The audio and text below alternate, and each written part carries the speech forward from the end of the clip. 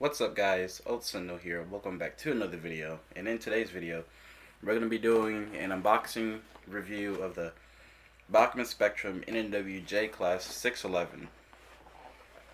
I managed to pick one of these up yesterday, I think. Yeah, yesterday at a train show. And in trade for my DD40, I picked this up, and I picked up another engine in trade for my GS4, which is a surprising thing. I traded the GS4 off for another engine, which we will be doing a video on tomorrow. And a video also with that same engine, but it'll be more of a collaborative thing with another engine that I built. But here it is. This is the J. It's a Bachmann Spectrum version, so this one is a little bit older, but it's still it's still pretty good. Of course, die-cast chassis but plastic body, but that's okay. This engine actually has a couple more features that a lot of people probably don't know about, but I will go into those into this video. One thing I can show you, of course, being a Bachmann, it doesn't have traction tires, but it does have. This engine has metal gears, which is actually a surprising thing. No bearings, but this does have metal gears, so that's a step up from a lot of Bachmann's other offerings. So yeah, let's go ahead and take a closer look at the J. Alright guys, so here we are with the J, and we're going to be taking a nice look, zoomed close look at it, and a nice history of it. So the J class was a series of 484 Northern type steam locomotives for the Norfolk and Western Railroad. These were known for pulling freight trains and the famous Pocahontas and the Powhatan Arrow for the Norfolk and Western. The J's were built in 3 batches. As we see here, number 611 was in that third and final batch built in 1950. These locomotives could achieve 80,000 pounds of tractive effort, which makes it the strongest Northern ever built. These did not have a booster, but these did have roller bearings and Baker valve gear. The locomotives had a top speed of 110 miles an hour, so it doesn't make it the fastest Northern. The fastest Northern would probably be up there with the FEF3 and the 2900 series for the Santa Fe and the Union Pacific. So those two are kind of tied. Both of those could achieve speeds of 125, but that's not the case for the J. The J had more tractive effort, but not more speed. As of course for the J, these were a streamlined engine with that torpedo-like nose, which I'm a big fan of. I'm a big fan of these type of streamlined engines, other than the kind of like the Mohawk casing, like the CNO 490 and the Hiawatha, for example. Not a big fan of those. I'm a big fan of the torpedo-like noses like this, because this is a good one. Anyway, the J's served all the way up from being built in 1950, or at least 611 did, all the way up until the end of steam. At least for the Norfolk and Western, 611 was retired in 1962 and was put into storage. In I think 1980, the locomotive was rebuilt and restored and ran an excursion service under 20th Century Steam. After a series of derailments, which actually 611 did derail in the steam era once, was rebuilt and returned to service. 611 did derail again in excursion service, which also, with a series of other derailments, Norfolk Southern ended their steam program, and 611 was put back into storage and retired back in 1980 something. I can't remember which year. But it was retired again, and it was put on display in the Roanoke Museum of Transportation, or the Museum of Transportation in Roanoke, Virginia. I think that's what the museum is actually called. But it was put on display there. Then it was restored again in, I think it was 2016. I think that's what the year was. And then it was put back in excursion service, and it runs mainline excursions today. And as of right now, due to what's going on right now with steam locomotives running on main lines, can't run by itself on main lines. It has to be towed around. So the locomotive runs out now at Strasburg, being towed there by NS to Strasburg so it can run there. So right now, I believe you would see 611 as of today running excursion service on the Strasburg Railway up in Strasburg, PA. So if you want to see the famous 611, go out to Strasbourg, which is where it's been at for a couple months actually, or for a while. But anyway, that's where you will find the famous J. So, that's enough about the real J, or the history that I could give you off the top of my head. So, let's go in for a detailed look of the Bachmann J class. Okay, so we're having a nice up-close look at the J and its smoke box, or the torpedo. So, interesting thing to know about the J, the Bachmann J isn't really too far off from the Broadway one. And I'll show you some things that the Bachmann one has and the Broadway one doesn't have. I don't have a Broadway J, but I've seen one in person, and I can tell you the Bachmann J isn't really too much different from the Broadway one, other than the Broadway one being heavier and having traction tires and smoke. Oh, and also the location of the bell. Other than that, really not too much. But let's go into some looks into it. So, of course, you got your swing out coupler right here. This can actually be swung out to reveal a dummy coupler, which I would be able to if I can. There we go. So you can swing that out, and there's a dummy coupler right there. So that's pretty nice and neat. I probably will end up putting an actual front coupler on this thing at some point, because I like to be able to have a front coupler as an option. You got your dual beam headlight, 611 on the sides, which don't light up. I don't think they light up on the Broadway one. Metal handrails, of course. Someone is texting me. Marker lights up here. The gorgeous torpedo-like nose. Metal handrails on both sides. Ladders, of course. The start of the red maroon stripe. On the Bachmann one, it's not really a maroon. It's more of just a red, but I'm colorblind, so I'm not too sure, but that's just what I've been told. There's some piping up here. I think that's piping for the air pumps over there. So there's that. Yeah, your cylinder right here with the J herald on the side of the cylinder. Pretty nice looking. You've got your start of the valve gear, the slide right here, and everything. Part of the Baker valve gear assembly. And this is a roller bearing engine. The real thing was an all roller bearing engine, so it had roller bearings and it had roller bearing rods, so it was a very efficient engine.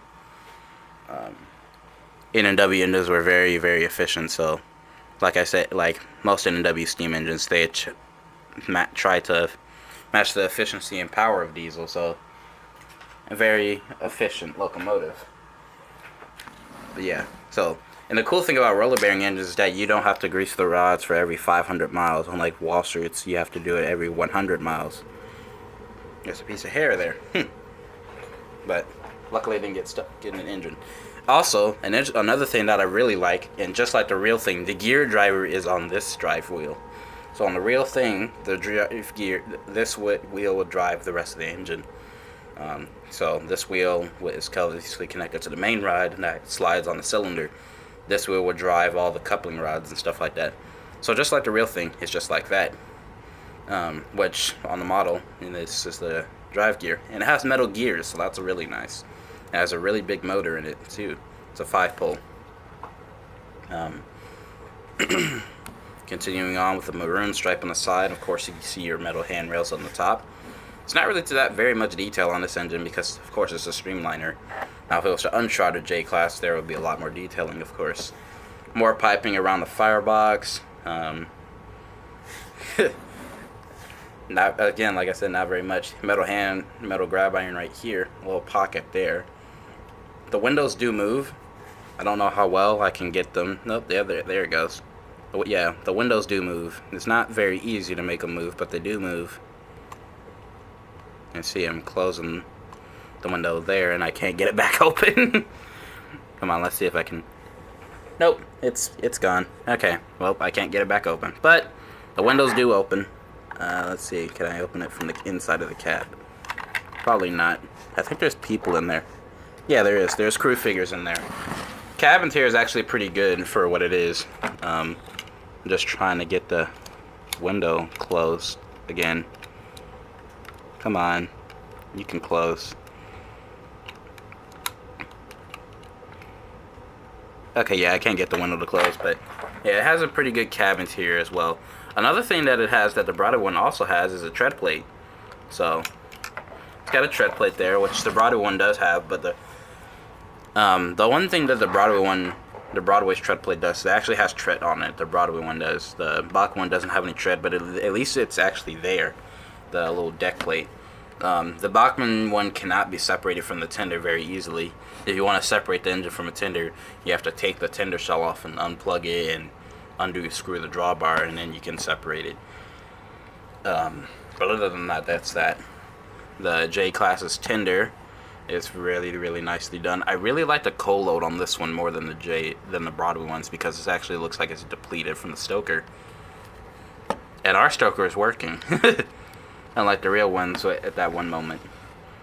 Toolbox there, or whatever that thing would be used for. Water hatch, ladders, handrails. Back of the tender, you got signage and everything. By God, there's an easy make cover on the back, but I will be replacing that with a KD later. Ladder here, backup light that works, of course. Metal handrails on both sides. Coupler draft box. And yeah, that's the back of the tender. Let's turn the engine around. Okay, there we go. Alright, so the other side pretty much exactly the same, except we got a little bit more detailing for the running gear. On this side, you got your reverse gear assembly and stuff over here.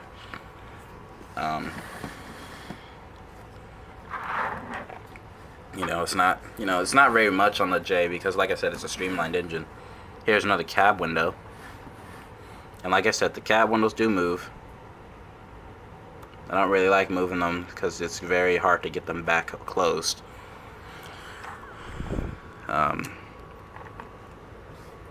And that one just closed, or went back inside. Okay. Well, that's going to be annoying to get that back closed, but it is what it is. It's not that big a deal though, because I don't really mess with the cab windows on any of my engines really too much. The only time I really open them is when I'm at the shows for the modular club I'm in, North Georgia Modular. Is whenever I am at the shows, I usually open the cab windows on the big boy and the VIN. That way, you can see the crew figures in there, because it has a cab light, so might as well. But yeah, let's take a look at the top. Now, here's the thing that the Broadway one does correct. The one detail I can really give to the Broadway is the location of the bell. The bell on the real thing is supposed to be mounted right here underneath the skirting. The Bachmann one is mounted at the top. I'm assuming that's probably how 611 had it back in the scheme era. So, that's that. Although the Bachmann's tooling for the J was a little bit older back then when they first produced the J. This is a newer tooling that Bachmann made when they came out with their Spectrum model. So, that's that. They did make an auxiliary tender to go with the J, which is also really nice, which I'm also going to be looking for the Bachmann version, because if I get the Broadway one, it's going to be a wrong color to match the J. But, yeah, there's the whistle there. Safety valves are right behind the bell, or at least on where, yeah. So, they're there. Steam dome in the middle. I don't know what this little thing is here. I'm assuming that's probably for something for some air line or water line. Sand hatches. Not sure what that piece is for. And then the smokestack. Marker lights. Mine marker lights, of course, work. There's running lights on this engine, but I kind of wish I didn't put them there, because you barely even notice that they're on because of how the shell is on. Because of how the shell goes on and where the running lights are, you barely even can tell that they're on. But yeah. But one thing I really like is how close the tender is to this, because Bachmann engines usually have a pretty far tender gap. This is actually really, really close, and I really like this. These tender steps that you might have seen, I don't know if I pointed these out. These will not be attached when coming out of the box, so you would have to attach those. I attached mine, of course. You have to glue them in place, so they recommend don't adding these if you're going to be running on the engine on anything less than an 18-inch radius, which I really don't recommend doing at all. Keep it above 22. Considering it's a 484, those 8 drivers aren't going to like going on an 18-inch radius curve. I've had multiple 484s, I have four. I had four of them over the years. Now I have three, but because I traded my by 40 for 49, the daylight one, for this other northern that I'm gonna be doing a video on. Um, that one wouldn't go through an 18-inch radius curve at all, and I highly doubt the northern I traded it for would either, because that northern is significantly larger. That's actually my biggest northern, what I traded it for. So, yeah. But yeah, that's about it for the J. I don't really know if there's really much left to cover for the J. Of course, there's not very much detail, so let's go ahead and get it on the track and let's see it run.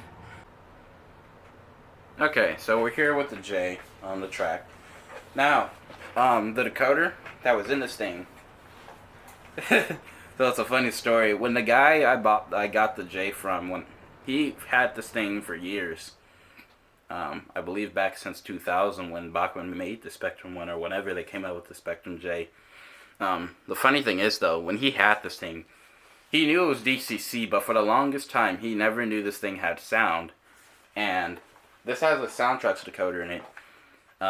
If anyone knows, I'm not really too familiar with it because I'm still learning with soundtracks. I'm more familiar with ESU. But, if anyone has ever heard of a Soundtracks LC series decoder that was discontinued in 2009, I don't know what the hell this is, but yeah, that's what's in this decoder, or that's what's in this engine at least. So, yeah. So, the sound comes on, of course, as usual when you turn the track power on. As you can hear the air compressor going. It's honestly not too bad. It's not too bad, but I am still trying to figure out, like, what the hell to do with this decoder. Because I tried to reset it with CV8 to 8. That didn't work. I even tried the default value it had. That didn't work for some reason. Maybe I have to be on Decoder Pro and not use my low programmer to do the CV resetting. Because with the low programmer, you can write CVs to non-loc sound decoders. You can just do CV programming with it, but yeah, I tried doing that and it wouldn't work, so that's annoying, even though I've done CV8 to 8 on other decoders. But that's besides the point. Anyways, so let's take a look at the headlight, which is actually pretty nicely looking, both on camera and in person. It's actually really nice looking, so this headlight, for once, I'm actually not going to rip out. Even though it shines through a tube like most Bachmann engines do, this one's actually done pretty well, so I'm actually going to leave it the way it is. Let's take a look at the markers. So those are the marker lights, of course. Let's take a look at them from the front.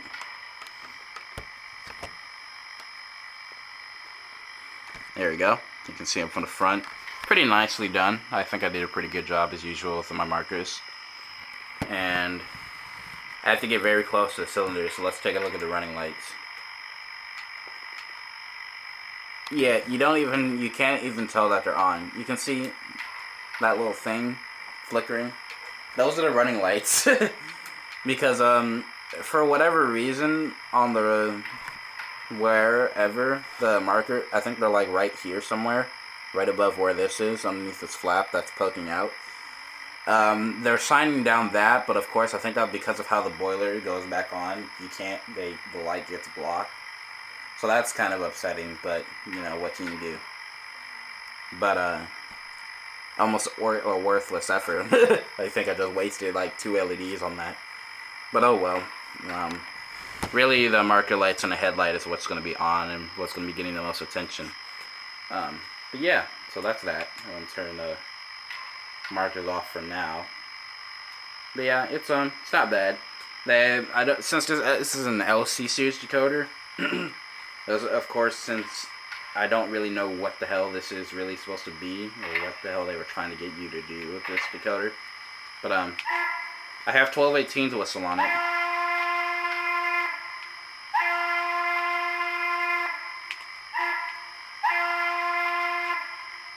So that's that.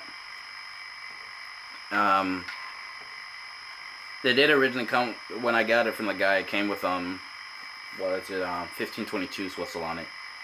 So that was that. But Yeah, so that's this. I still really need to reset it because the chuff rate, of course, is very off. And so is the motor settings. It's really hard to get it to... Not only that, because of the DCC system I have, it's really hard to get it to move at its absolute slowest. There you go. It can go slower, but of course with the decoder it has, or in the system I'm using, it doesn't really crawl very well. But it's not the engine's fault, though. But yeah, that's that. So yeah, I hope you like this engine so far. I definitely like it. I have a really good liking for this thing. Because another thing I really like is that it pulls much better than the Bachmann GS4 did. And that's actually prototypical. In real life, the J-Class had 2,000 more pounds of tractor rev than the GS4. So it can pull some decent sized freight trains and passenger trains. I got 4 ounces out of it. I added 3 more ounces of weight right over the front 2 drive wheels. So this thing is going to have pretty good tracking and pretty good pulling power. So not only does it have a lot of weight on the back drivers, but it's also got more weight on the front.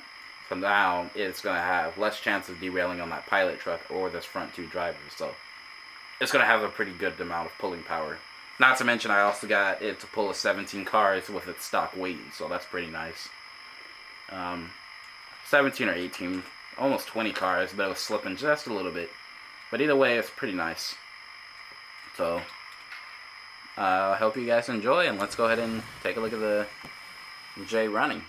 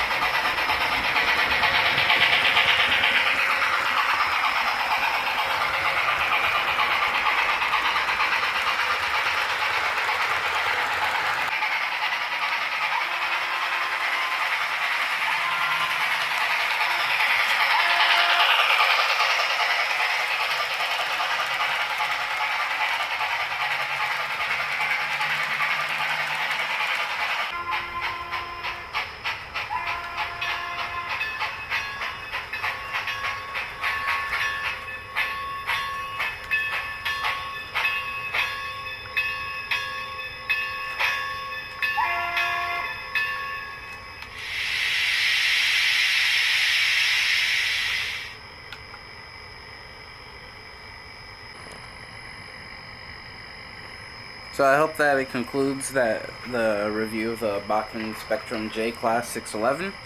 I hope you guys enjoy it. If you want to see more, make sure to like and subscribe, and I'll see you guys in the next one. The next video will be covering some Santa Fe engines, or at least a Santa Fe engine, and featuring another one. and the video after will be a another engine involving the two Santa Fe engines I have. So I hope you guys enjoy. See you guys next time, and like and subscribe. Peace.